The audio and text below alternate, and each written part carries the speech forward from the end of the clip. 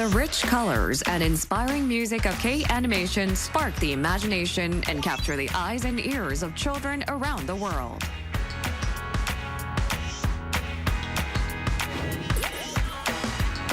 Non-violent Korean animation that focuses on good influence.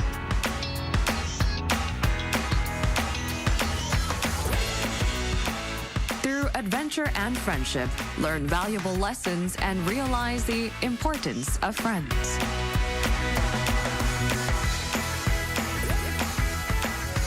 Covering topics such as family, friends, and courage, they help children learn how to interact with the world.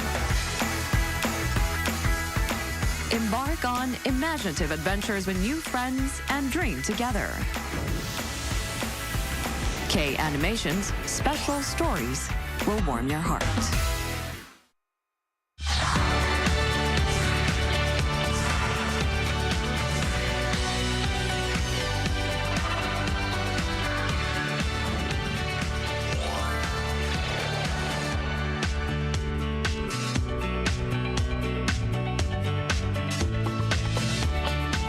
안녕하세요. Riding on the Korean wave. Welcome to Friday's edition of the Culture Wave. I'm Kwon So-ah in Seoul. Explore with us Korea's culture from K-entertainment with a special focus on a K-drama today to K-trends and K-tourism. And before you know, you'll be booking your flight to Korea. So we are joined by our Friday co-host today, Walter Lee. Hello, Walter. Hello, Soa, and hello everyone out there, our K-culture people. I've got so much great, good K-entertainment news, so stick around for that. All right, and we're also joined by our Arirang News Features correspondent, Ian-Yi. Hello. Hi, Soa. Hi, Walter. Hello. Hi, everyone. I'm Arirang's News Features reporter, Ian-Yi. All right, Uni, you must have been very busy recently because after everything happened with the martial law here in Korea. So since President Yoon Suk-yeol declared martial law, there have been growing concerns about the impact on the tourism industry. And I heard you had the chance to hear directly from foreign tourists here in Seoul. Yes, so at times like this, people's anxiety and concerns become the biggest factor, especially if you're visiting a country for the first time. So I went to Myeongdong, a popular area for tourists, to ask visitors who recently came to Korea how they were feeling about the current situation. Let's take a look. From January to October this year, South Korea welcomed almost 14 million foreign tourists, recovering 94% of the visitors seen in the same period of 2019, before the COVID-19 pandemic. However, President Yoon Suk-yeol's declaration of martial law on December 3rd has had an impact on the travel industry. An official from a hotel near the National Assembly in Yeouido told a local news agency that on the day after the declaration of martial law, the cancellation rate was 44% higher than the December average. The Four Seasons Hotel Seoul usually has 60 to 70% of its bookings from foreign tourists. After the martial law declaration, the hotel received over 100 inquiries. Although the actual cancellation rate was low, a hotel official said that bookings for December remain uncertain. In response, the South Korean government has acted to minimize the effect on the tourism industry. The Culture Ministry has asked the tourism industry to inform other countries that tourist sites are operating as usual. The Ministry of Foreign Affairs also sent a note to foreign missions in Korea, assuring them that daily life remains unchanged and therefore there is no need to adjust travel advisories. As the government works on these efforts, let's take a moment to hear from tourists already in Korea. How are they experiencing the situation? Let's find out. We started planning our honeymoon like 8 months ago. nine Yeah, nine months ago. and Korea was always on our wish list, so we decided to go to Korea. We were gonna wait to hear like for the big news, and then we're going to the site, but we thought everything is normal, so we decided to come. We just arrived today and everything seems perfect, and yeah, we're happy. And amazing. Yeah. For those visiting Korea for the second time, their understanding of the protest culture and safety concerns didn't stop them from returning. Well, this is my second time to Korea, and this year I bring along my family, my wife and my kids. Yeah, here we are feel like home actually. Yeah, I feel excited, and this is the one of my dream country that I want to go. I mean, it happened a few days before I was supposed to fly, and I definitely had to keep an eye on the situation, but I wasn't too worried because I've experienced protesting in Korea before, and I know it's a very, very safe place to be. So, while it's uncertain how long the current instability will last, efforts are being made to ensure the safety and well-being of all citizens, residents, and visitors alike who are seeking the same peace and security during their time in South Korea. It is assuring to see that the foreign tourists do feel quite safe, at least the ones that you interviewed, Inni. But as the political situation is still developing, can you share some more of the government's policies or resources that could help the foreign tourists here? Yes, so the government says it's doing its best to ensure the safety and convenience for tourists. The Culture Ministry has its tourism hotline 1330, which is available in 8 languages for assistance with inquiries, interpretations, or any issues tourists may have during their stay. And Culture Minister Yoo In-chun stated that in times like this, it's crucial to communicate openly and sincerely. And how about the international businesses within the tourism industry? How is it being affected there? So the Culture Ministry says it's working to ensure that the scheduled international events are proceeded without any disruptions. The Culture Ministry confirmed that the Korea, China, Japan Trilateral Sports Ministers meeting is still scheduled to take place in Tokyo this coming Sunday for more talks on sports-related exchanges. Meanwhile, the Korea-Japan Tourism Business Forum was held here in Seoul 6 days after the martial law order. And central to that discussion was expanding the tourism exchanges between the two countries. So the martial law declaration just lasted for 6 hours, yet the repercussions still are persisting for over a week. Now, that is also why we're having the simultaneous nationwide candlelight protests. So, Inni, did you get the chance to ask the foreign tourists about these protests, how they view this? Yes, I had the chance to ask a few tourists, and one memorable response came from a visitor from England. She mentioned that she's never seen such peaceful and beautiful protests, and she added that she was impressed by how organized and effective the protests in South Korea are, and that she believes this is the most effective way to protest because it minimizes disruptions, especially in busy cities like Seoul. And then she also added that these peaceful protests in South Korea allows people to engage without fear, and so and she admires how the Koreans are fighting for their democracy, which she believes is incredibly important. I mean, South Korea's candlelight protests have been already in the spotlight years ago, but I think they are becoming more and more organized and safer as the years progress. Yeah, I agree. It's very crucial to stay safe and remain cautious, especially during these crowded places. All right. Thank you very much, Inni, for that report. We'll see you again next time. Thank you for having me.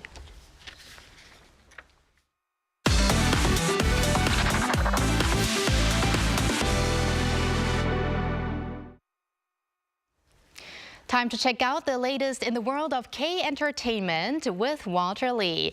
Walter, we're going to start off with news about Melon, which is, of course, a very big domestic streaming platform. Yes, we've been talking about Spotify as well as iTunes. I think it's time that we talk about Kakao Entertainment's music platform Melon, and they released the first of 3 parts of their year-end report. Now, this was on Thursday, highlighting the achievements of both domestic as well as international artists themselves. So some of the highlights that I'll go through are IU's Love Wins All, which was the most liked song from January 1st to November 12th. It was also the highest number of actual listens during this period. Now, Big Bang member G-Dragon, long-awaited comeback single Power, broke records for garnering 100,000 likes in the shortest amount of time, reflecting public interest and affection even after that long period of not being in the music industry for, for that very long period of time, as well as aespa's Supernova as well. well. It dominated the Melon's top 100 chart, staying in the top 10 for the longest duration this year. Congratulations to all of them, and all of the songs that you just mentioned are on my own Melon list as well. Really? So I guess I contributed to that list, but there are many more artists to name, but we will have to move on to news about the potential of our viewers maybe becoming the next aespa. What is this about? Yes, so have you ever wanted to be a K-pop superstar? Well, now is your chance because the 2025 SM Global Audition will take place across various locations worldwide, including Korea, China, Japan, the US, and also Canada, and starting off in January. Now, pre-registration for Korea started off on Thursday through the 2025 SM Global Audition website. Anyone born between the years 2005 and 2015, regardless of your gender or nationality, is eligible to apply. Now, successful candidates will be given opportunities for SM training as well as contracts, making this audition a significant event for aspiring next-generation K-pop artists. Now, for more details about the 2025 SM Global Audition, visit SM's official audition website or go to their Instagram page. Okay, so regardless of nationality and gender, so I thought I might have a chance to take part, but but I guess the age. Yeah, well, I'm at least 17 years too late, so that's a shame. Well, there's another one who might not be able to take part in this one because we have a friend to talk about who's born in the same year as us, the Year of the Dragon, Korean actor Jung Hae-in. He participated in a volunteer service program. Yes, he did. So on Thursday, Korean actor Jung Hae-in participated in a volunteer service that provides warm meals to the needy. Now, Jung visited a welfare center in Mapogu district in Seoul and joined the Happy Sympathy service for a charity event. Now, Jung and other volunteers served meals to 150 people who lived in the neighborhood of Mapogu district and assisted in a meal support for individuals with mobility difficulties. Now, in February, Jung, who was appointed the lottery ambassador and voluntary leader, engaging in various activities such as distributing kimchi to underprivileged communities and participating in cultural activities at the Seoul National School for the Blind, has been also recognized for his voluntary efforts as the 2024 Lottery Ambassador and the 17th leader for the Happy Sympathy Service Group, and has received a certificate of appreciation from the Korea Lottery Commission. So congratulations to him. So Jung really is an 엄친아, or 엄마 친구 아들, how he's referred to as in Love Next Door in that very popular series. So thank you, Walter, for that. Stick around. I will. And now, time to go over to our AI anchor, Ari, for other culture-related news. Join us on the Culture Wave AI News as we dive into Korea's cultural highlights. Let's get started with today's top story. The Incheon National Maritime Museum officially opened its doors this week. It's the first maritime cultural facility established in the Seoul metropolitan area. The museum boasts a variety of features, from a maritime culture hall and a special exhibition room to a children's museum. Minister of Oceans and Fisheries Kang Do-young expressed hope that the newly inaugurated museum will serve as a cornerstone in transforming Incheon into a world-class maritime city. 4 modern-era Korean films will be designated as National Cultural Heritage. The Korea Heritage Service plans to register 4 films: Nakdong River, Money, The Housemaid, and Seongchunhyang as cultural treasures.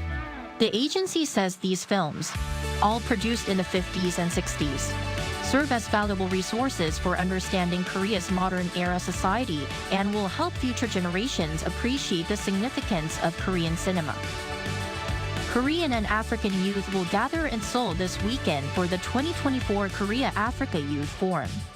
The special gathering will be held on Saturday in Gangnam. Under the theme, "The Future We Make Together, a Recipe for Collaboration," the event will feature African cuisine demonstrations along with discussions on African culture and history, as well as on ways to further promote Korea-Africa cooperation. Organized annually by the Korea-Africa Foundation, The forum offers a unique opportunity for young Koreans to engage with African youth and build meaningful connections. That's all for now. Stay tuned for more cultural updates and engaging discussions coming your way.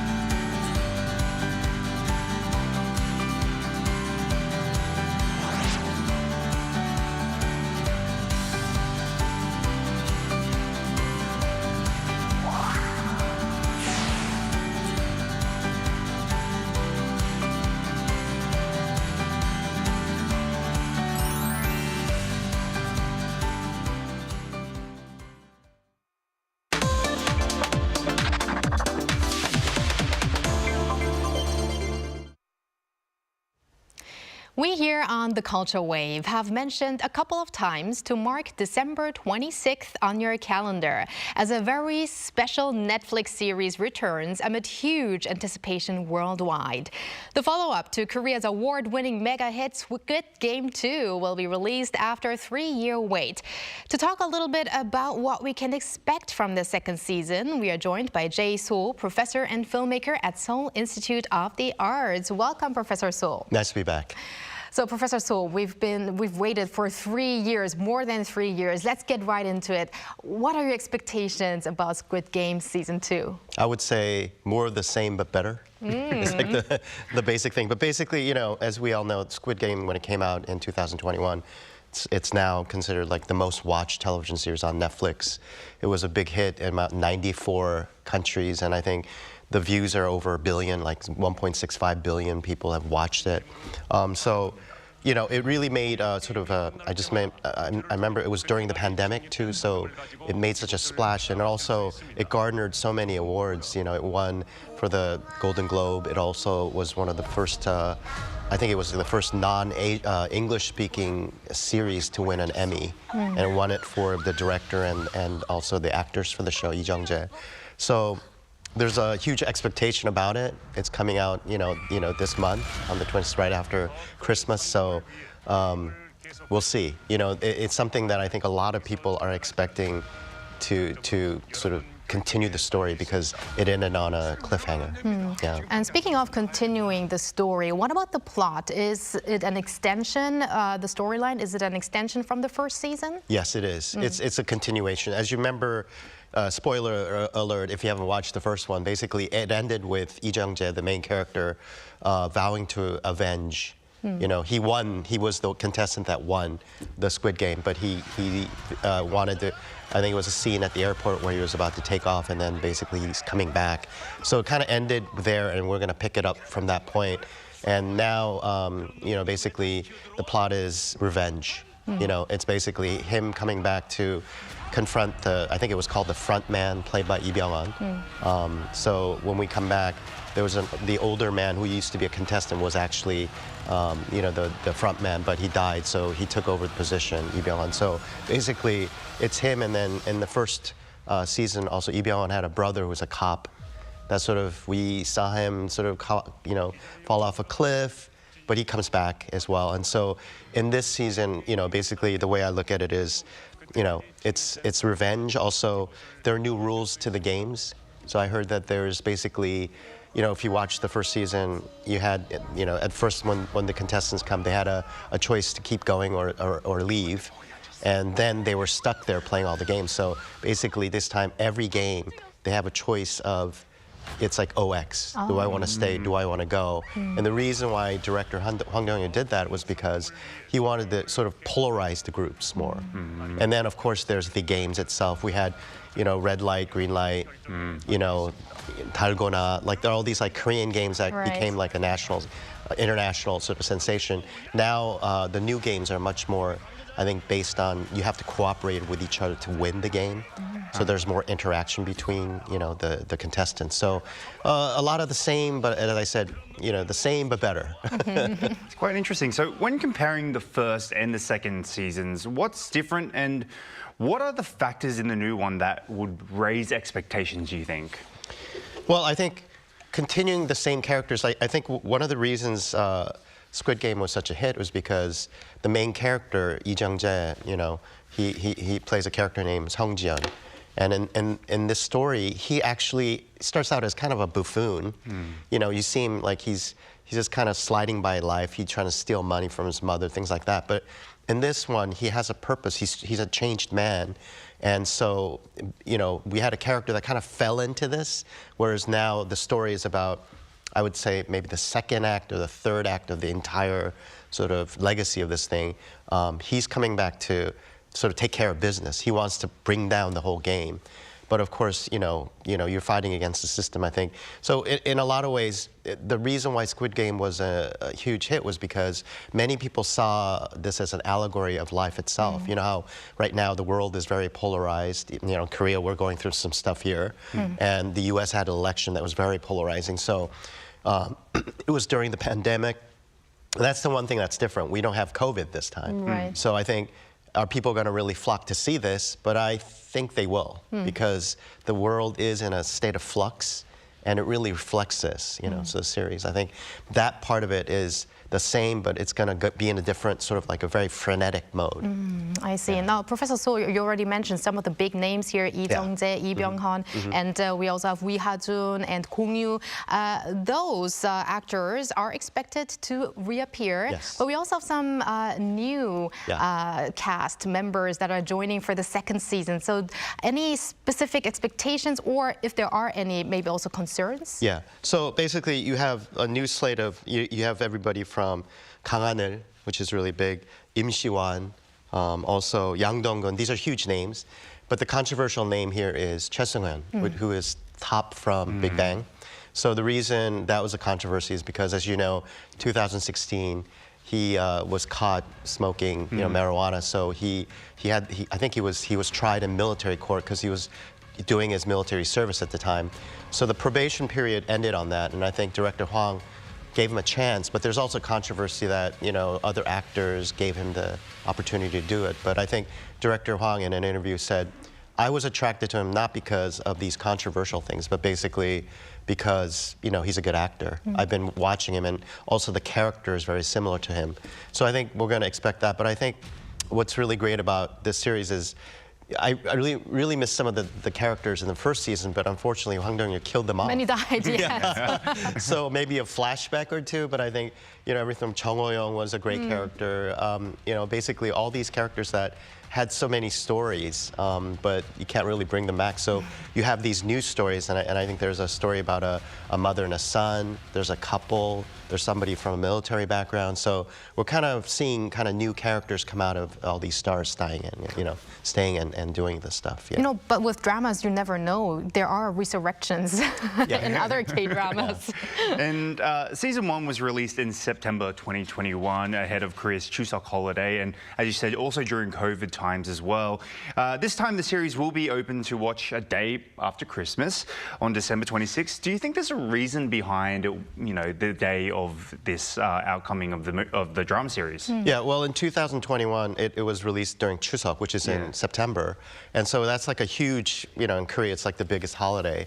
So usually movies, series, they all launch then because people watch it.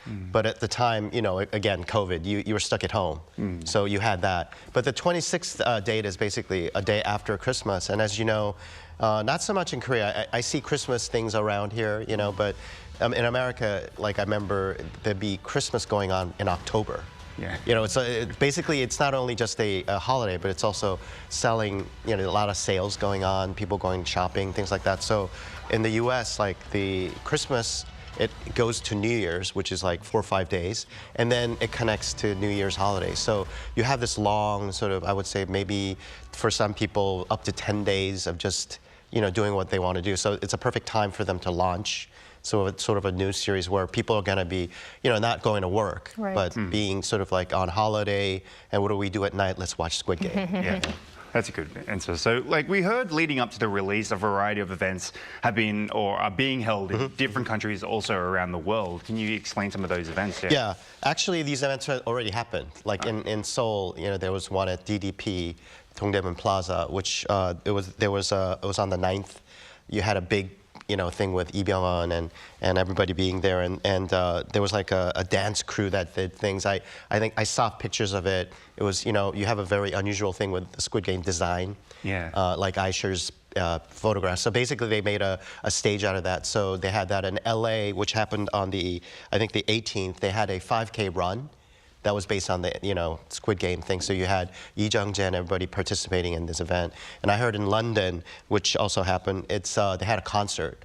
And I saw sort of stuff on YouTube where basically, you know, they also had a sort of a Squid Game-like thing where people contributed to playing the games. And if you won, you got to watch the series earlier. So, so all these events to sort of promote. Yeah.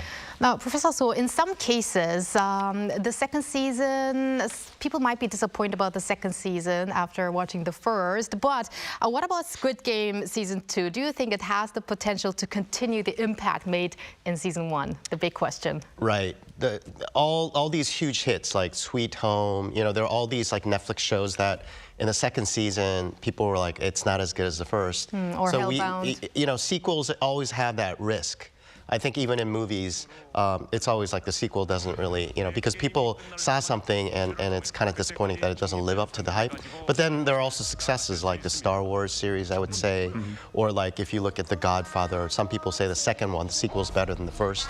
So Squid Game, I think it's made so well. The storytelling is so well done, the art direction, everything about it is, there are little Easter eggs, so many, you know, ways that you could kind of interpret this that I think maybe it won't hit the numbers of audiences that watch it, but I think so many people are hyped to watch it. And as I mentioned earlier, the world is in a state of flux.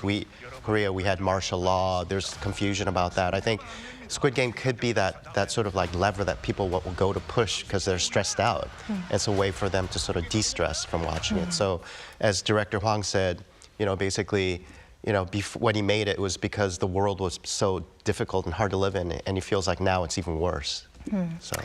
All right, it is December 13th, which means we have 13 days until the second series is released. I'm very much looking forward that we maybe could talk about this once it's out. So thank you very much, Professor So, for your insights today. My pleasure. And thank you, Walter, as always. Hope you have a great weekend and see you next week. See you next week. Thank you for spending the past half an hour with us on the Culture Wave. Have a peaceful weekend and hope you join us again next week from Monday to Friday, 2 p.m. Korea time, and maybe one day here in Korea.